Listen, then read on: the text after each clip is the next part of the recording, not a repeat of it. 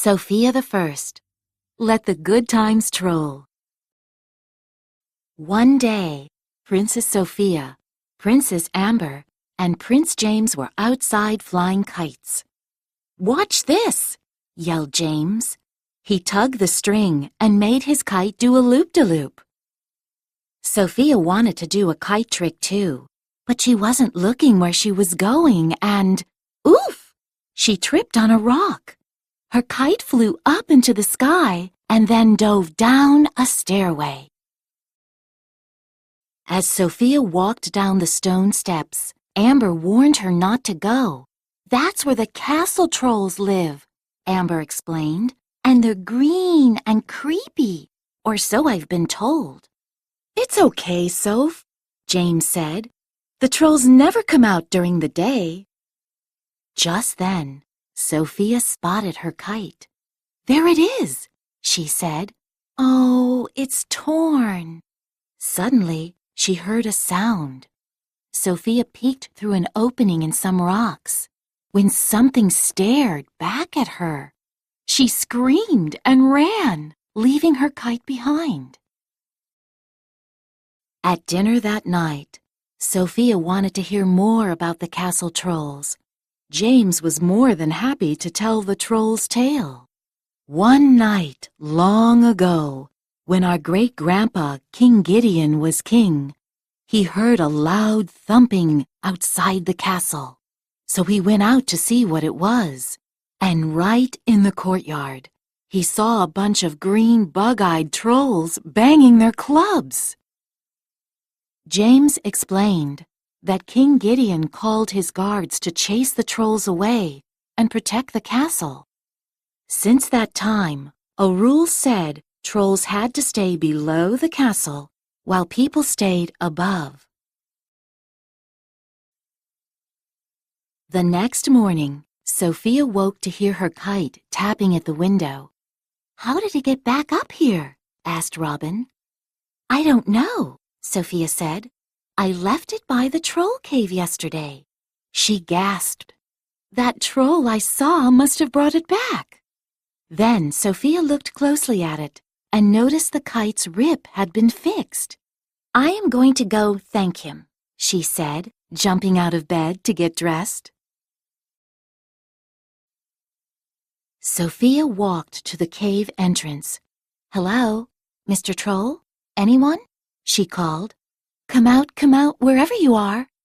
She stepped inside and crossed a rickety bridge. Suddenly, a little green arm reached out and pulled her backward. "Careful, Princess. Some of those planks are really loose," said the troll. Sophia turned and grinned. "You're the troll I saw yesterday." She held out her hand and said, "Hi, I'm Sophia." "Gnarly," said the troll. "Pleased to meet you, Sophia. Did you get your kite?" "So it was you," Sophia said. "I knew it."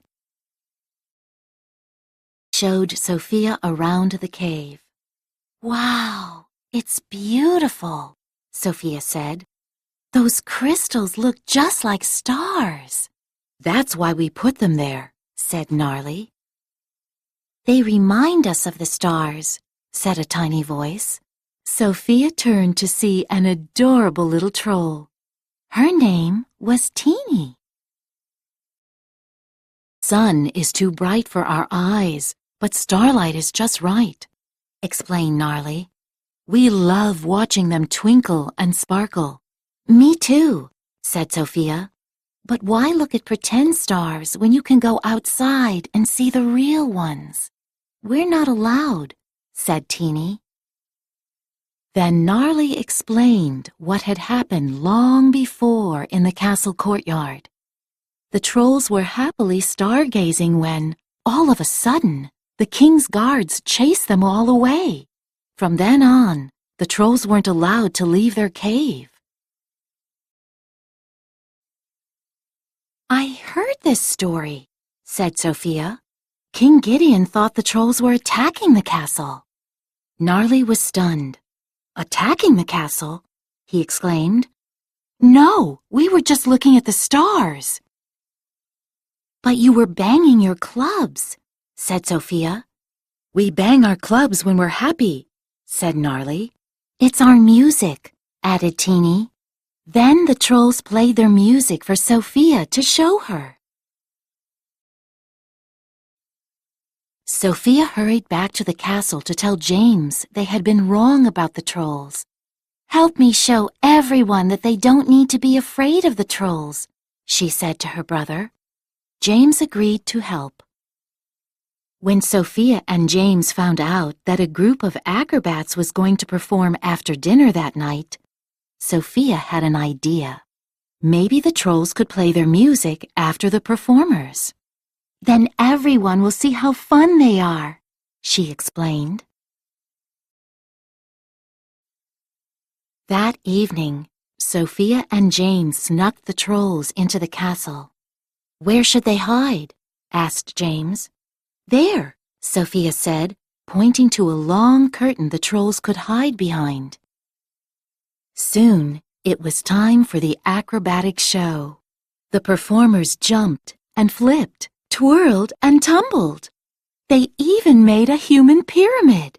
Brilliant, cheered James.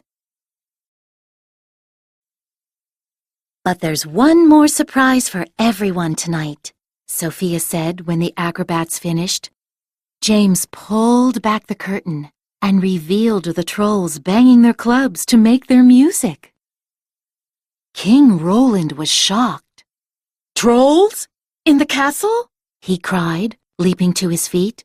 Guards! Guards! Seize those trolls! No, wait! Yelled Sophia. Don't seize them. They're just making music. Listen. But it was no use. The guards went after the trolls, scaring Gnarly, Teeny, and the others out of the castle. How did trolls get into the castle? Demanded King Roland. Sophia admitted that she had brought them. Then she overheard Bailiwick say that a guard would be posted outside the trolls' cave in the morning, so they could never leave it again. Sophia felt terrible about what had happened. She wanted to tell the trolls she was sorry and say goodbye before the guard was posted. So that night, she snuck outside and across the castle lawn. She didn't know she had been spotted. Sophia returned to the trolls' cave, looking for Gnarly. But someone found her first. Sophia, a voice called. Dad? Said Sophia. What are you doing? He asked.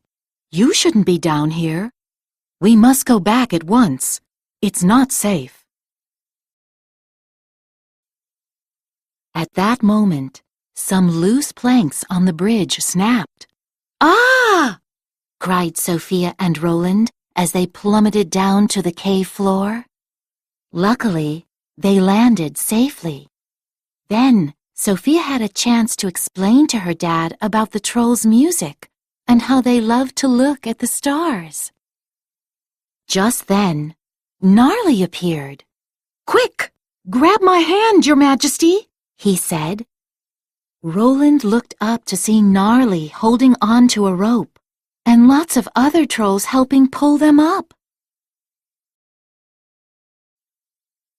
Once they were back on safe ground, Roland spoke to the trolls. All these years, we thought the worst of the trolls. Yet tonight, you risked your lives to save ours. You showed as much courage as my bravest knights. I humbly thank you. I'm truly sorry for how you've been treated, but I intend to make it up to you as best I can, starting tonight. King Roland invited the trolls back to the castle and into the royal observatory. Then, he had the roof rolled back to reveal a glorious, starry night. Stars, Gnarly said in awe. The king proclaimed that the trolls were welcome to come and look at the stars any time they wished. Thank you for helping us see the stars again, Sophia, Gnarly said, giving his friend a hug. Then there was only one thing left to do. Grab a club and make some happy noise.